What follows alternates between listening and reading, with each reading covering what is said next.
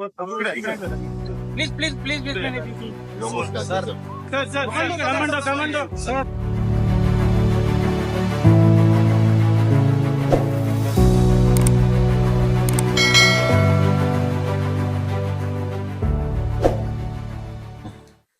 नुकतंच शिर्डीमध्ये भारतीय जनता पार्टीचं राज्यस्तरीय महाअधिवेशन पार पडलेलं आहे.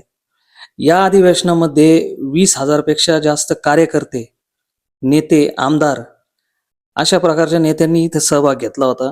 जवळजवळ महाराष्ट्राचं संपूर्ण जे सरकार आहे तेच शिर्डीमध्ये उपस्थित होतं. आणि त्याचबरोबर नितीन गडकरी, अमित शहा, पियुष गोयल अशा प्रकारचे उच्च स्तरातील नेते सुद्धा या अधिवेशनाला उपस्थित होते. आपल्याबरोबर आता भारतीय जनता युवा मोर्चाचे उत्तर नगर जिल्हा अध्यक्ष योगेश गोंदकर आहेत. त्यांना आपण विचारून घेऊ त्या अधिवेशनात काय काय घडलं, काय अनुभव होता आणि त्यांच्याकडे कोणती जबाबदारी होती ते आता योगेशजी आपल्याला सांगणार आहेत.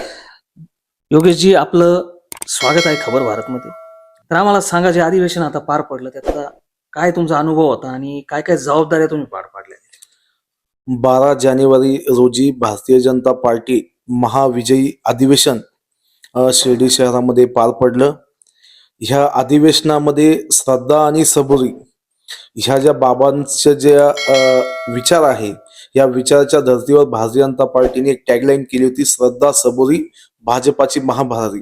या निमित्ताने ह्या टॅगलाईन खाली अधिवेशन झालं.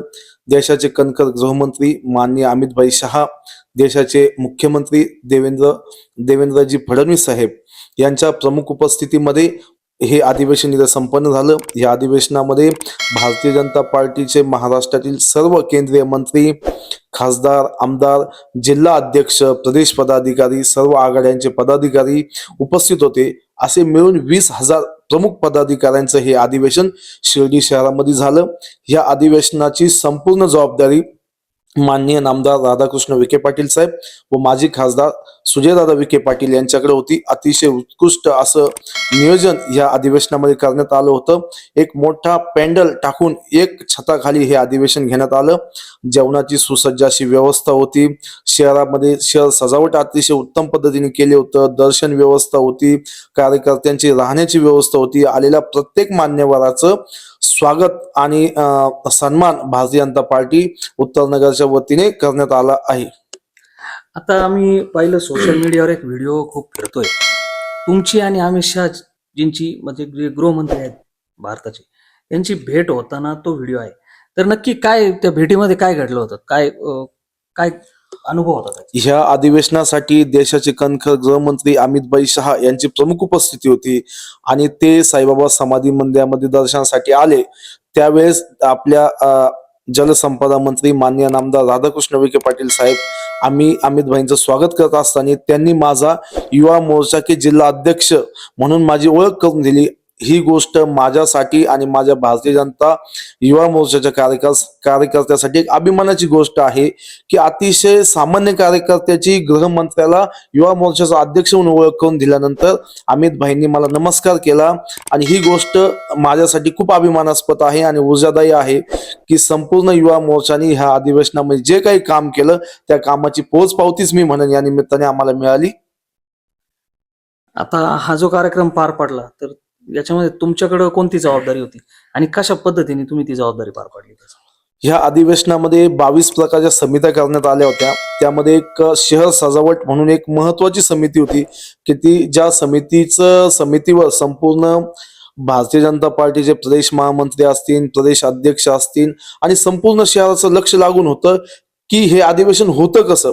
या अधिवेशनाला एक ग्लॅमरस देण्याचं काम भारतीय जनता युवा मोर्चाने केलं आणि या शहर सजावटीची जबाबदारी भारतीय जनता युवा मोर्चावर होती. संपूर्ण शहरामध्ये झेंडे लावणे असन, पक्षाचे झेंडे असतील, पक्षाच्या जी थीम आहे, जी हिरवी आणि भगव्या कलरची पताका लावली. संपूर्ण ठिकाणी स्वागत कमानी आम्ही शहराच्या प्रमुख भागामध्ये टाकल्या. शहरामध्ये एक हवेतील मोठा बलून आम्ही त्या निमित्ताने सोडलेला होता. शहरामध्ये प्रत्येक जे नेते मंडळी होते त्यांचे स्वागताचे बोर्ड संपूर्ण एक 10 किलोमीटरच्या परिसरामध्ये स्वागत बोर्ड लावलेले होते. पक्षाच्या पताका लावलेला होता. असं एक भगवमय आणि एक पक्षाचं एक भाजपामय वातावरण शिर्डी शहरामध्ये करण्याचं काम भारतीय भारतीय जनता युवा मोर्चाच्या वतीने केलं. या युवा मोर्चाच्या माझ्या कमीत कमी 70 ते 80 युवकांनी यामध्ये सहभाग घेतला होता. शिर्डी शहरातील युवकांनी यामध्ये सहभाग घेतला, जिल्ह्यातील युवकांनी यामध्ये सहभाग घेतला आणि अतिशय मायक्रो प्लॅनिंग करून अतिशय सुसज्ज असं शहर सजवण्याचं काम भारतीय जनता युवा मोर्चाने केलं आणि ही संधी मान्य खासदार सुजयदादा विखे पाटील यांच्यामुळे मला मिळाली. त्याबद्दल मी त्यांचे आभार व्यक्त करतो. आम्ही पण पाहिलं, खूप छान पद्धतीने जे काही फ्लेक्स लावले गेले होते, झेंडे लावलेले होते, भरपूर ठिकाणी सजावट केली होती. खूपच छान पद्धतीने नियोजन केलेलं होतं आणि ते तुम्ही पार पाडलं व्यवस्थित. तुमचं अभिनंदन. आणि खूप जणांचं स्वप्न असतं अमित शहा, मोदीजी यांना भेटण्याचं. खूप मोठमोठ्या कार्यकर्त्यांचं स्वप्न असतं, ते पुरं होत नाही. तुम्हाला ती संधी मिळाली, त्याबद्दल तुमचं पुन्हा एकदा अभिनंदन. आणि अशीच तुमची प्रगती होत राहो हीच आम्ही अपेक्षा व्यक्त करतो. तर अशा प्रकारे योगेशजींनी आपल्याला अधिवेशनातील माहिती दिलेली आहे. यांची प्रगती होत राहो अशीच आमची अपेक्षा राहील. कॅमेरामॅन विजय पवारसह अमोल कोते, खबर भारत, शिर्डी.